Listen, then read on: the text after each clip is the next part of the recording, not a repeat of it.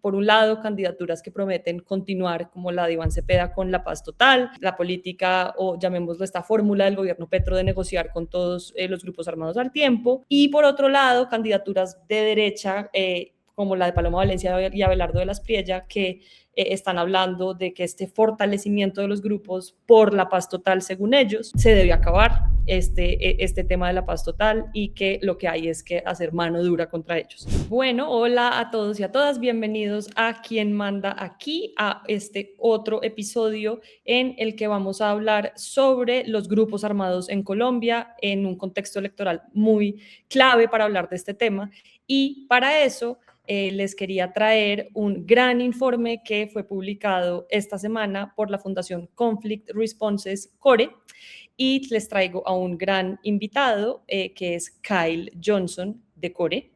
Kyle, hola. Hola Juanita, muchas gracias por la invitación de charlar del tema. No, a ti por venir. Es muy importante mencionar para todos, para que sepan, Core es una fundación que creamos en 2020 junto a Kyle y Ángela Olaya, que cofundamos, y que hoy tiene la batuta en Ángela y en Kyle, que han hecho un trabajo impresionante junto a Ángela Gómez para crear este informe que les vamos a presentar hoy y que se llama El Poder Armado en Expansión. Les voy a pedir a producción que si nos ponen la imagen de la portada de este informe, que a propósito se pueden ir a la página de Core, conflictresponses.org, ¿cierto, Kyle? Y ahí lo pueden encontrar. Es un informe que analiza el tema del fortalecimiento de los grupos desde variables que no se habían mirado hasta el momento y que son muy importantes. Normalmente el debate alrededor del fortalecimiento de los grupos se suele centrar en su fortalecimiento militar, es decir, si crecieron en hombres y cuántos hombres, y casi que muy rápidamente se llega a una conclusión de que por esa razón ya son más fuertes y ya. Y eso ha, digamos, permeado el debate electoral actual, en el que pues hay, por un lado, candidaturas que prometen continuar como la de Iván Cepeda con la paz total, la política o llamémoslo esta fórmula del gobierno Petro de negociar con todos los grupos armados al tiempo, y por otro lado candidaturas de derecha como la de Paloma Valencia y Abelardo de las Priella, que están hablando de que este fortalecimiento de los grupos por la paz total, según ellos, se debe acabar este tema de la paz total y que lo que hay es que hacer mano dura contra ellos. Pero esto es mucho más complejo que lo que les oímos decir a los candidatos. Y por eso quería que habláramos hoy con Kyle, porque lo primero que hace este informe y lo más, a mi juicio, importante, es que abre la caja del fortalecimiento y plantea no solamente la dimensión militar, sino también otras dimensiones que hay que mirar para hablar de cómo están los grupos. Esas dimensiones son la dimensión organizacional, la dimensión política, la dimensión ideológica y la dimensión económica. Todas ellas también e igual de importantes a la militar. Y el hallazgo central de este informe no es únicamente que los grupos armados se fortalecieron, sino que su fortalecimiento fue diferenciado, acumulativo y cíclico, lo cual lleva a repensar la respuesta estatal. Y muy importante, y ya voy a dejar hablar a Kyle, que sé que está que se habla, este fortalecimiento es un fortalecimiento que no se le puede achacar solamente al gobierno de Gustavo Petro. Este informe mira muy en detalle cómo el fortalecimiento de los grupos viene desde el gobierno de Iván Duque y analiza desde antes, desde 2018, este tema para que veamos en su complejidad la situación y sepamos que sí, Petro no revertió la tendencia de fortalecimiento, pero no es lo mismo que decir que solo en su gobierno se fortalecieron los grupos, que es un argumento políticamente muy útil, pero no cierto. Así que dicho todo esto, ya quiero presentarles, ya pues les presenté a Kyle, pero quiero, Kyle, que nos cuentes pues un poco cuáles son estos hallazgos centrales del informe, aparte de los que mencioné, y cosas que me quieras complementar. Cuéntanos. No, listo, no, muy buena introducción, muchas gracias por eso. Sí, yo creo que en parte una dificultad de ese informe era el momento de publicarlo, ¿no?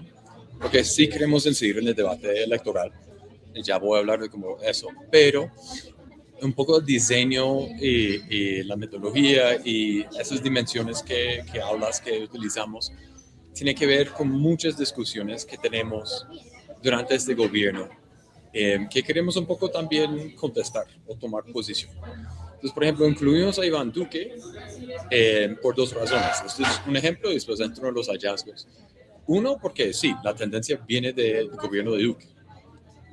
Pero en muchas conversaciones que tenemos en nuestro mundo, hay mucha gente que trata de quitarle responsabilidad a Petro por no revertir la tendencia porque crecieron con Duque. Y realmente el problema ahí no es que Duque y Petro queden libres de responsabilidad, sino los dos tienen responsabilidad. Exacto. Entonces es importante medir como, oiga, eso sí viene de antes, pero eso no permite lavarse las manos de nadie. Y es un tema, como bien lo dices, que va más allá de Petro, pero sí incluye a Petro. Entonces es un poco un mensaje a ese debate que ocurre más que todo en privado, pero es importante. Y el segundo es, si un nuevo gobierno entra y quiere proponer una política de seguridad más tradicional, por así decirlo, pues eso es lo que intentó Duque y no funcionó. Entonces también tenía un mensaje de política pública hacia el futuro, como miremos el pasado más reciente que hay y cómo no nos suena. Y las dimensiones que mencionaste, decimos abrir la caja, no son todas las dimensiones de un grupo armado, pero son las más pertinentes en Colombia. O sea, no hay una dimensión étnica, por ejemplo, que eso no es un tema en los conflictos colombianos, pero en otros países sí lo sería. Pero hay un debate grande como un poco el conflicto, ya no tenemos conflicto. Entonces, en ese sentido, ya lo militar no pesa tanto, pero al mismo tiempo en este debate lo militar es lo central. Entonces, o sea, ¿qué es? ¿O pesa o no pesa? Uh-huh. Estoy simplificando, pero igual. Entonces dijimos, no, miremos todo lo pertinente de un grupo, porque pues yo, por ejemplo, como gobierno quisiera saber si tienen más plata o no. Claro. Yo supongo que sí, tengo mucha razón para pensar que sí, pero cómo esto influye en este debate. Entonces sí, llegamos a las 5 dimensiones. La primera es militar, porque eso, según Cruz Roja Internacional, estos siguen siendo conflictos armados. Total. Entonces, y, perdón, ahí para que arranques con lo del fortalecimiento militar, les quiero pedir a producción que si nos ponen la imagen de fortalecimiento militar, lo que concluye el informe, entre otras. Dale, Kai. No, entonces sí miramos hombres en armas y territorio con injerencia. Ahora, nosotros usamos el concepto de injerencia, es distinto a presencia. Entonces las cifras nuestras miden lo militar, pero miden otros aspectos de esa injerencia. Porque lo que queremos saber es dónde tienen poder. No solamente dónde están con fusiles, sino dónde tienen poder. Y ese poder se expresa de distintas formas. Entonces, injerencia para nosotros es un concepto un poco más amplio. Se puede ver en el informe cómo lo definimos y los retos de tratar de medirlo. Pero lo que vemos ahí es un aumento de hombres en armas en el conflicto en general, que es el primer gráfico. En el informe están los gráficos para todos los grupos. Algunos grupos son más difíciles de medir que otros a través del tiempo, pero casi todos han aumentado el nombre en armas y redes de apoyo. Casi todos. La segunda maquetal es el único que no. Todos los demás de alguna forma sí. Y como se ve en la segunda, en la tabla de abajo, casi todos los grupos aumentan en los municipios bajo su injerencia. Algunos hay retos de medirlo, pero el MC aumenta, el MBF aumenta, Coordinadora aumenta, el EGC es quien más aumenta. Y de hecho nuestra cifra de 2025 de EGC es menor de lo que tiene el Estado. Pero son otra vez diferencias cómo se miden. Y en el ELN aumenta su territorio, pero hay un reto, porque el ELN no es un grupo tan militar. Es decir, el mismo ELN dice, por cada combatiente tengo 6 milicianos. Entonces, ¿cómo es que uno puede medir eso? Entonces tratamos de medir la presencia estrictamente militar, o la injerencia, perdón, estrictamente militar, la injerencia de milicianos y la injerencia de trabajo político. Entonces nuestra cifra de 2025 la desagregamos para esos líneas. Si a alguien le interesa, son 170 municipios, 169 con injerencia estrictamente militar. Entonces, Y, quizás no crecieron tanto en ese sentido, pero sí crecieron en injerencia, desde nuestra visión, por el trabajo político. Dale. muy rápidamente, Kyle, expliquemos por qué la segunda Marquetalia no creció. Uno, intentaron crecer. Ellos crearon unas unidades propias en 2019-2020. Y después trataron de crecer uniendo a otras organizaciones existentes. Cuando se dividen en 2024, esas unidades preexistentes con que se aliaron ya eran muy fuertes y se dividen. Entonces lo que hacemos nosotros es coger las unidades hoy en día de la segunda y miramos cómo estaban en 2020, 2022 y hoy en día. Cuando uno mira esas unidades en específico para hacer la comparación a través del tiempo, crean unidades que luego desaparecen, por ejemplo. O crean unidades que se debilitan mucho y después vuelven a fortalecerse. Entonces tienen una inherencia en Colombia muy limitada por eso. Y el segundo factor es que la mayoría de los grupos están en Venezuela. Exacto. Entonces, sí, entonces con la muerte del Paisa y Romaria a finales de 2021, los vínculos entre las unidades de Venezuela y la gente en Colombia se debilitan mucho y eso afecta su capacidad de crecer realmente. Y quizás otro factor es que llegaron tardes. Son los últimos de llegar a la fiesta. Entonces era un ecosistema de grupos armados ya difícil de crecer, porque los espacios ya estaban siendo ocupados. Entonces ellos tienen esos tres retos que no les ayudan. Y bueno, ya para cerrar este punto, digamos, en términos de fortalecimiento militar, aquí viendo las cifras, uno diría que como los que más representan amenaza, serían el EGC, que es el Ejército Gaitanista de Colombia, y tú dirías las disidencias, ¿no? El Estado Mayor Central y el Estado Mayor de Bloques Diferentes. O sea, ¿quién representa hoy en términos como de fortalecimiento militar la mayor amenaza para el Estado? Pues todos van a ser amenazas regionales, pero sí la más grande es el EGC, sin duda. Tanto en lo cuantitativo como en lo cualitativo. Es una amenaza muy particular. El ELN sigue siendo importante, pero no, digamos, cuando uno mira las dinámicas cualitativas ya de su injerencia en varios territorios, no necesariamente les va bien, pero están. Entonces, siguen siendo una amenaza importante.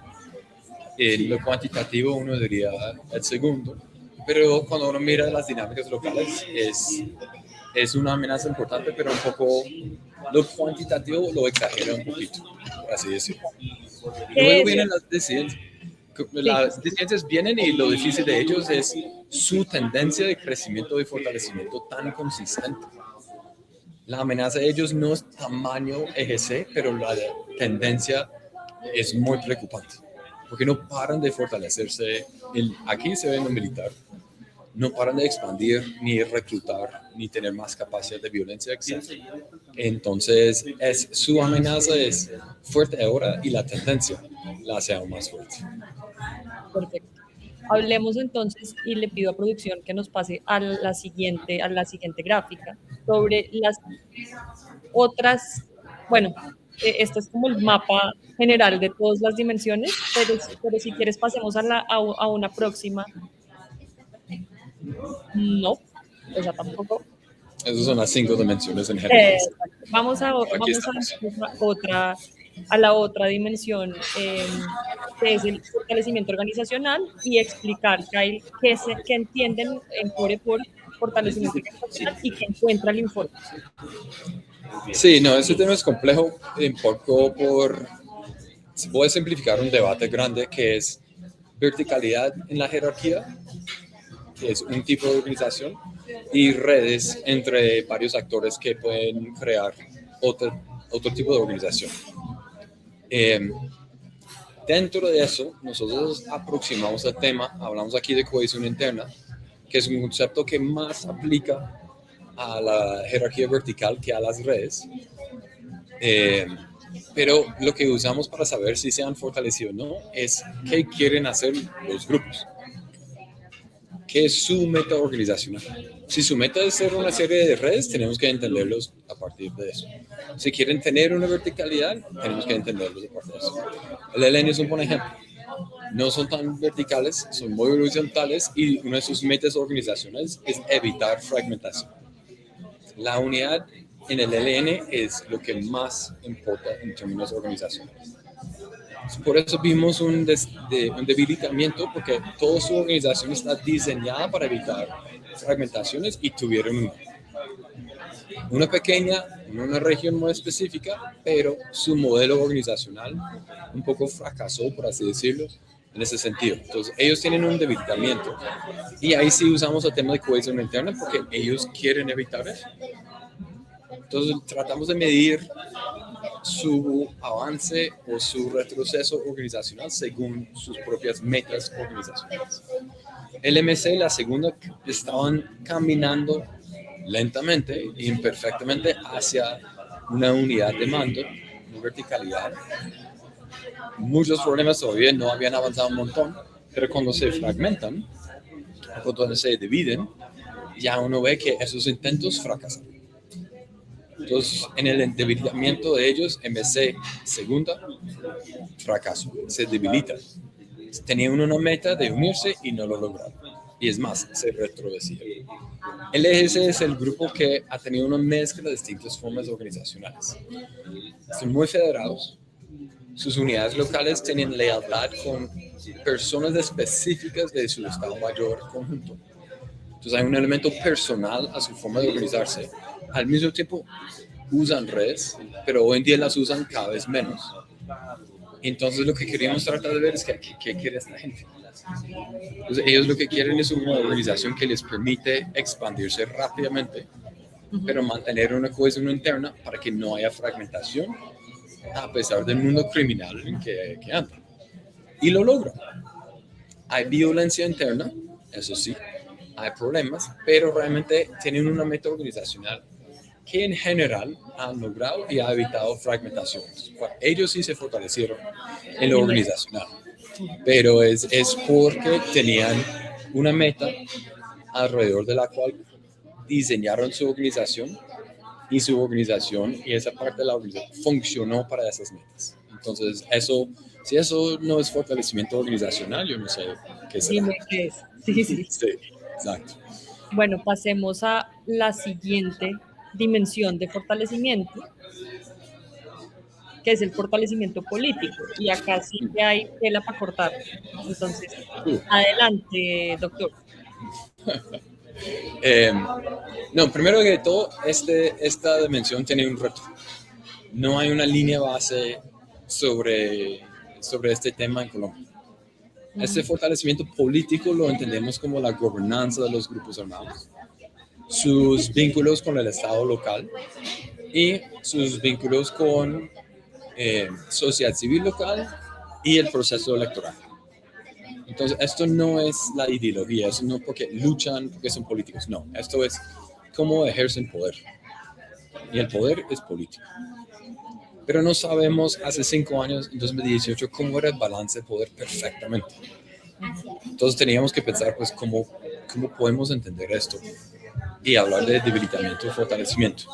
Y hay 2 cosas que vimos que nos hacen pensar que hay un fortalecimiento. Y no somos los únicos que ven estos. Varias organizaciones que hemos visto lo mismo. Primero, hay más aspectos de la vida cotidiana que los grupos definen, imponen reglas y imponen castigos. Entonces, puede ser las peleas entre parejas, puede ser si vas al bar y llevas tu caballo, eso no está permitido, ladrones no están permitidos, o sea, hay mucho de esas reglas de la vida diaria que ellos controlan. No son los únicos y es muy complejo, pero digamos. Entonces, ese es el primero. Si vemos más aspectos de la vida personal controlados por los grupos, podemos pensar que hay un aumento. ¿Cómo sabemos si hay más aspectos de la vida? Ahí sí miramos el trabajo previo que hemos hecho en Core sobre ese tema, que venimos trabajando hace muchos años y podemos un poco comparar imperfectamente así. Y el otro aspecto es nuevas cosas de gobernanza. Nosotros pensamos nosotros pensamos gobernanza en 4 dimensiones mínimas, que es protección o una oferta de protección a la gente, justicia o resolución de conflictos interpersonales o intercomunitarios, eso de imponer reglas sobre la vida diaria y la regulación de la economía, básicamente.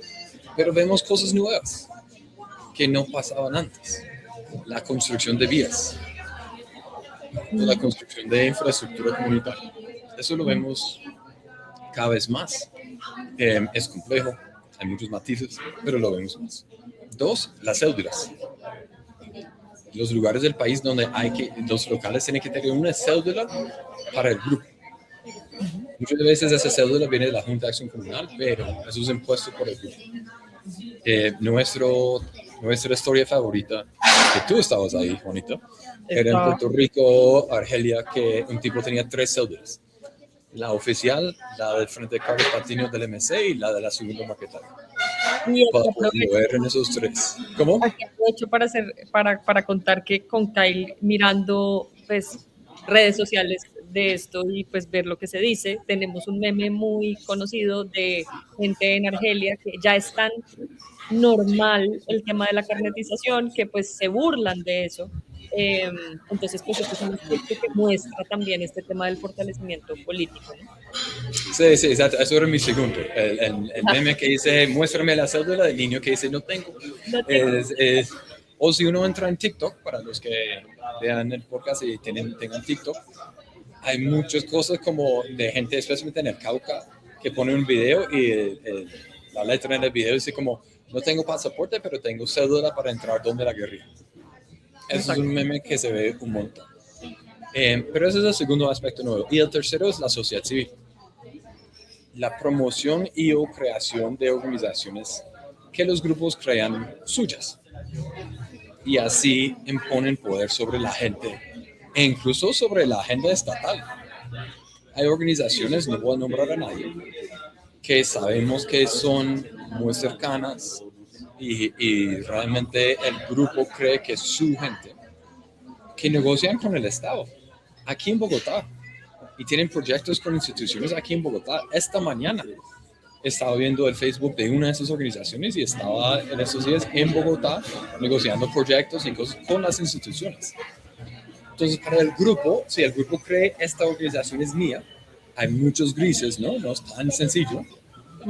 Pero si el grupo dice, esa es mi gente y estoy logrando proyectos con el Estado, eso, o estoy definiendo la agenda con el Estado, eso es un tema también importante. Es muy complejo, hay muchos grises y es muy difícil de hablar porque genera mucho riesgo. Pero esos 3 aspectos no existían básicamente en el gobierno de Duque, o existían muy poco, muy poco.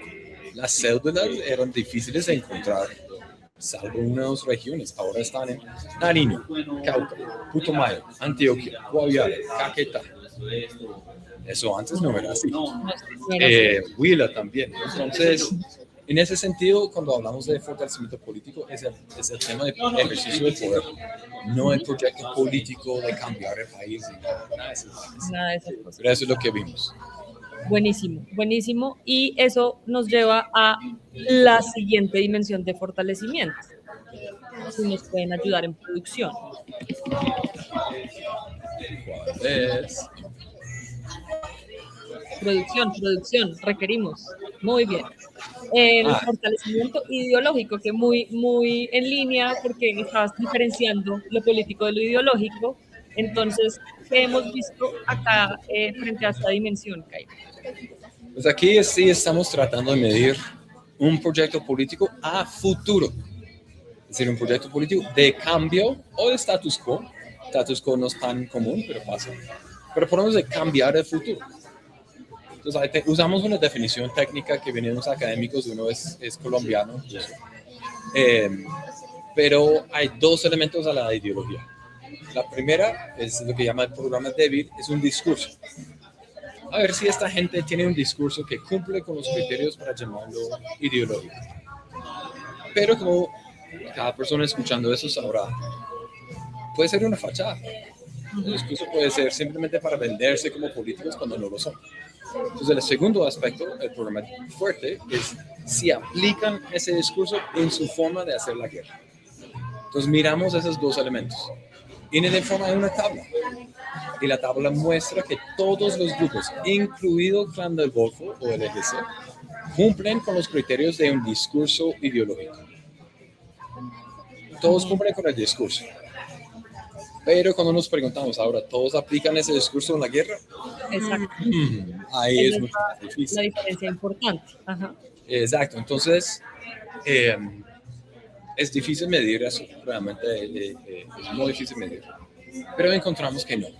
Básicamente, en general que no. Hay excepciones. El ELN lo aplica más en algunos temas que otros. Se encuentra evidencia muy gris específica con las disidencias, pero no es suficiente para pensar que sí lo aplican. Pero lo que encontramos entonces, todos tienen discurso, muy poca gente lo aplica en su guerra, pero en algunos casos solamente tener el discurso ahora es un fortalecimiento, porque antes no tenían ni discurso, ahora tienen discurso. Entonces, esto es un tema raro, pero me gusta usar esta frase, es un fortalecimiento sin ser fuertes. Sí. Es como una buena analogía, es cuando uno tiene un niño de 3 años. Crece, pero es grande, no, pero creció. Eso, o como podemos decir, gatear. Gatear, antes no gateaba, ahora sí, pues es un avance. No, Exacto, son avances, pero todavía falta, digamos. Eso es lo que se ve mucho. Ahora es importante tener en cuenta, para cerrar con esta dimensión, las ideologías son dinámicas. No es que tú no tenías ideología y nunca la vas a tener. Eso no es así. O si tenías ideología, ya no la tienes, no la puedes volver. No, o sea, esto cambia a través del tiempo. Y es importante tener en cuenta, especialmente para edades como el estatus político y ese tipo de cosas. Entonces, ese tema no es tan común acá. Hay un consenso entre muchos analistas que lo ideológico es cada vez más débil en el conflicto colombiano. Estamos de acuerdo, pero es importante seguir viendo a través del tiempo. Seguir viendo esos elementos. Y obviamente nos falta la parte de dónde saca la plata esta gente. Y eso es claramente el fortalecimiento económico. Voy a pedir la producción, que sí nos pasa esta última. Y es la plata. Y importante, antes de que Kyle entre a hablar, decirles que este informe también, así como abre la caja sobre distintas dimensiones del fortalecimiento, también abre la caja sobre distintas economías.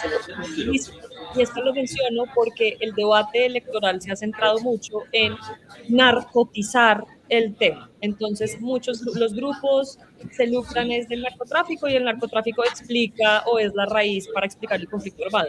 Y claro, el narcotráfico tiene un peso, pero lo que hemos visto en estos años es un auge de otras economías ilícitas igual o más importantes para la financiación de estos grupos. Entonces, Kai, cuéntanos de esta dimensión. No, sin duda, así es. Así es. Este tiene un tema que es sencillo. Los grupos participan en estas economías de distintas formas. El mismo grupo de distintas formas de distintos territorios, pero todos ganan plata de esas economías. Entonces, como no podemos medir exactamente cuánta plata tienen, ni cuánta plata generan esas economías, es razonable pensar, si todos ganan plata de esas economías y esas economías crecen o se vuelven más rentables, los grupos van a tener más plata. Y eso es el argumento principal. Entonces, ¿qué hacemos acá? Mirar el tamaño y la rentabilidad de esas economías. Ahí está el narcotráfico, hay más coca que ha habido muchos años y hay más producción de cocaína que ha habido muchos años. Eso dicho, los grupos van a ganar más plata. No son los únicos que ganan plata en narcotráfico, pero ellos sí van a ganar más plata de eso. La minería, hay más minería pues ilegal en general.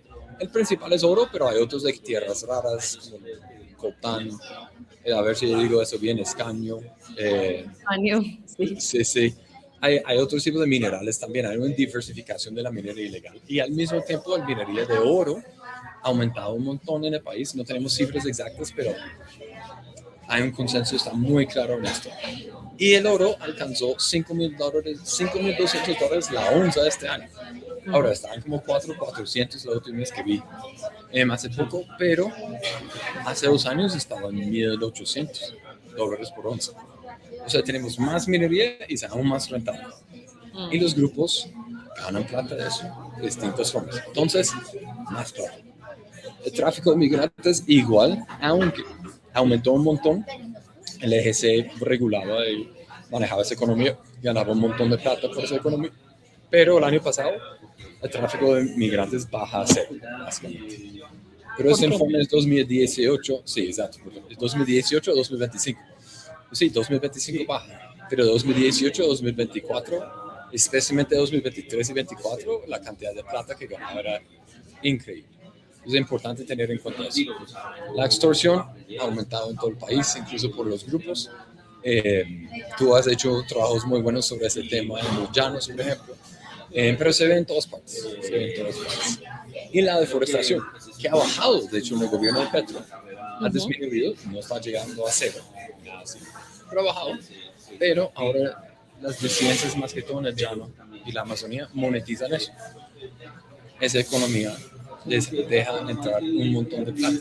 Y aunque la deforestación ha bajado, su manera de monetizar esa economía es cada vez más eficiente.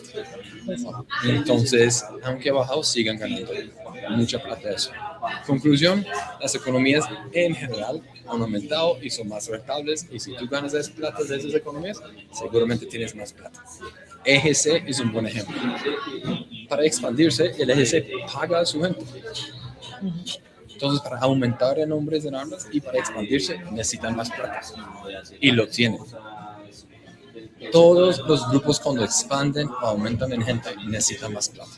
Porque la gente, así no le pagues un sueldo como grupo armado, cuesta. Necesita un fusil, que necesita balas, necesita comer, un uniforme. O sea, requiere forma de moverse, es una moto. O sea, hay gastos en la guerra que esas economías pueden cubrir, que si no tienes la plata como grupo armado, tú no puedes expandir en el sentido militar que vimos al comienzo. Entonces eso da para pensar que realmente sí hay más plata acá, aunque entramos en la discusión para qué usan la plata. Porque unos son más eficientes con sus platas que otros, pero eso también va a influir en sus dinámicas. Si no gastas tu plata en la guerra, pues es difícil expandir en lo militar. Total. Entonces siempre hay una discusión ahí, no solamente es cuánta plata entra, sino cómo la usan.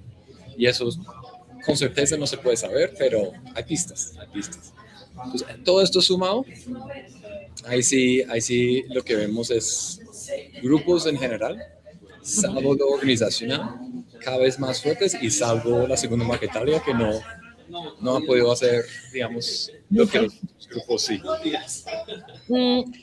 Pues bueno, primero, muchas gracias por esta presentación y por contestarme todas las preguntas y por hacer este informe de verdad.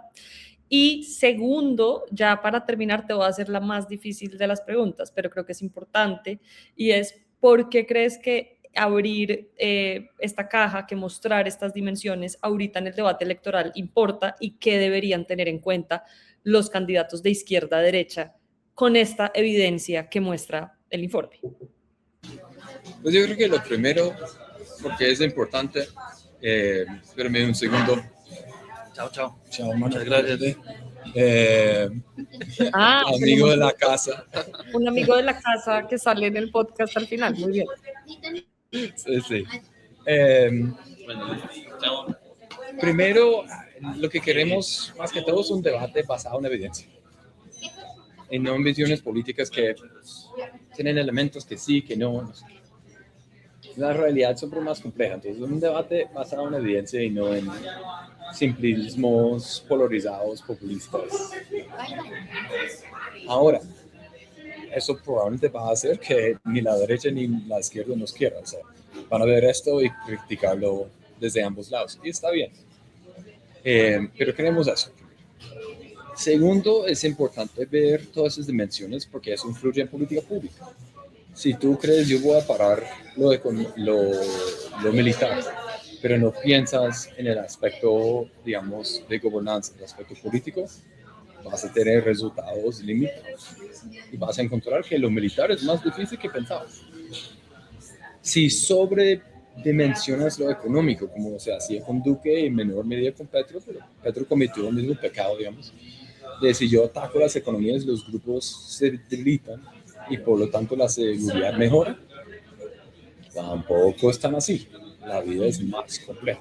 Entonces, queremos abrir esas 5 dimensiones, no solamente porque es mejor reflejo de la realidad, sino para que se tenga en cuenta todo el paquete.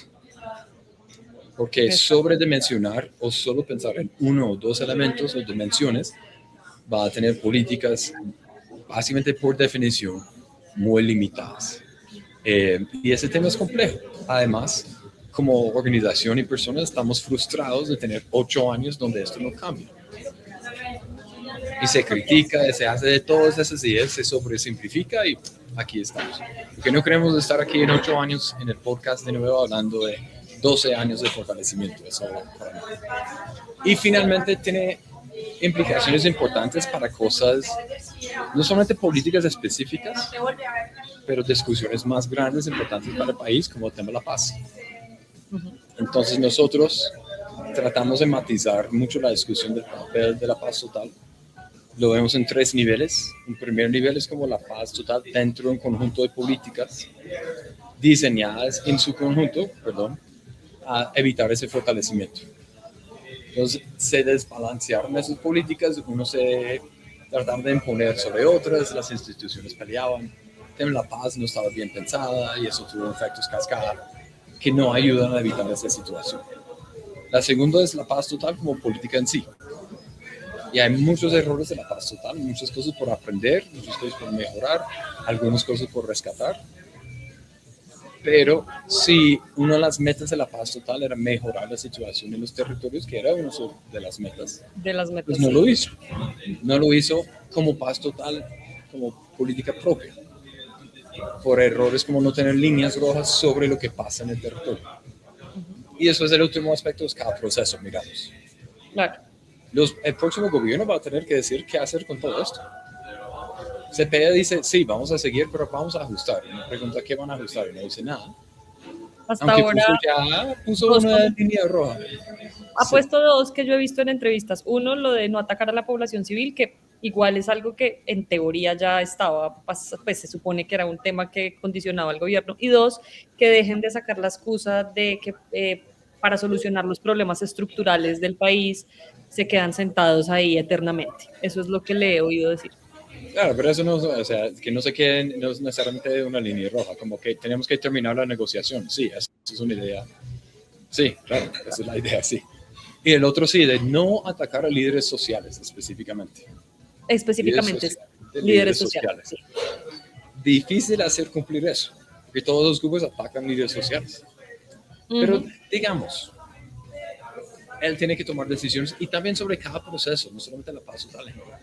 Y alguien como Paloma quiere acabar con todo, su posición política, bueno, pero que no espere los resultados de seguridad que de pronto su discurso implica. Porque la cosa es más compleja. O los 10 cabecillas por región que promete capturar a Abelardo de la Espriella en los primeros 90 días. No, Abelardo además tiene una propuesta menos posible, que es el control territorial por el Estado en 90 días. Además, con 90 decretos de emergencia, y en la mitad teníamos a Claudia López y a Fajardo hablando de un plan guardián en el que hablaba de congelar las mesas y pues ver a ver qué iba a pasar y lograr una paz con otras condiciones. Y bueno, y Claudia, que igual también su enfoque, pues no mencionaba el tema de paz total en su programa. Pero sí habla de acabarlo, va a acabar con esas mesas. Sí, pero ellos no tienen chance de ganar, entonces lo sentimos, pero no, en fin, es clave tener en cuenta cómo la paz total influyó en el fortalecimiento de los grupos, unos más que otros. Por ejemplo, los ceses bilaterales. El EGC nunca ha tenido cese. Tuvo un cese más o menos informal por 3 meses y ya, o sea, creció sin cese. Pero el MBF de Calacá creció gracias a la cese. Supo usar el cese para crecer y fortalecerse en varias de estas dimensiones. Entonces, esa complejidad hay que tenerla en cuenta. Hay que tener. Pero es importante también tener en cuenta las otras políticas que no funcionaron en la forma que se quería para contribuir a esta situación, para que si tú eres Paloma y dices la paz total es la culpa de todo, tú acabas con la paz total y ya, todo bien. No, No. no así. Entonces, o sea, algunos problemas en la política de seguridad y capacidad de fuerza pública. La OCCP no tuvo por 3 años una política de prevención de reclutamiento. ICBF tenía sus esfuerzos, tiene la ruta también. OCCP por 3 años no tuvo nada, lo anunciaron hace no sé cuánto tiempo, pero hace poco. Las políticas contra las economías ilícitas no son eficientes frente al crecimiento, el ritmo de crecimiento de esas economías. Y Petro las cambió y entonces hay mucho por discutir en política pública aquí. Entonces la idea con el informe de hablar de si la paz total contribuyó, porque hay gente que dice que la paz total no tuvo nada que ver, eso es absurdo. Hay gente que dice que la paz total es, mejor dicho, el único culpable, también es absurdo. No, necesitamos o sea, hay que basarnos más en la realidad, la complejidad. Para que tengamos políticas públicas mejor diseñadas, para que otra vez no estemos aquí en 4 años hablando de 12 años de fortalecimiento de los grupos armados. Total. Y por eso, ya para despedirnos, lo que vemos en muchas de estas propuestas son recetas simples para un tema que tiene muchos ingredientes y que es muy complejo. Y si quieren entenderlo de verdad, aparte de oírnos estos 40 minutos, y muchas gracias a todos y en especial a Kyle. Perdón, me demoré. No, estuvo muy bien hacerlo, creo que es muy importante que todos lo puedan ver. De verdad, si pueden, miren este informe, El Poder Armado en Expansión, y háganse ustedes una idea también con esta información y con esta evidencia para decidir su voto.